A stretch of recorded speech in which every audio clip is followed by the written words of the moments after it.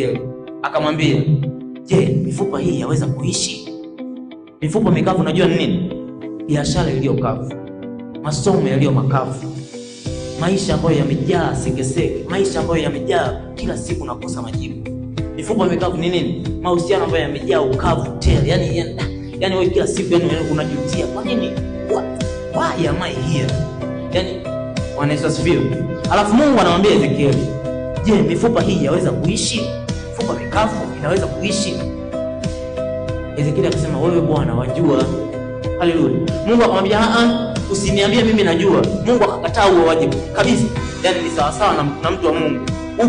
Upo kwenye changamoto yako, unaiface namna hii. Alafu Mungu anakuuliza, "Je, biashara hii ya kwako inaweza kuendelea?" Alafu unamwambia Mungu, yani mpaka leo hii nilipofikia wewe unajua tu.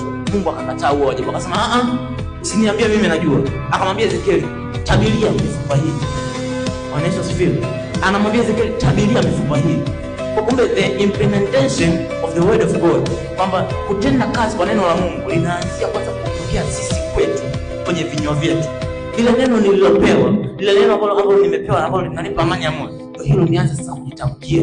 Iwe kwenye situation ni ngumu, iwe situation ni mbaya, iwe situation ni nzuri, mimi nitajitamkia kwamba mimi ni mkuu. Iwe nimepata sapu, iwe sijapata sapu, mimi nitajitamkia. Mimi neno nililonalo kwamba nitamaliza chuo. Ndio neno nililoambiwa.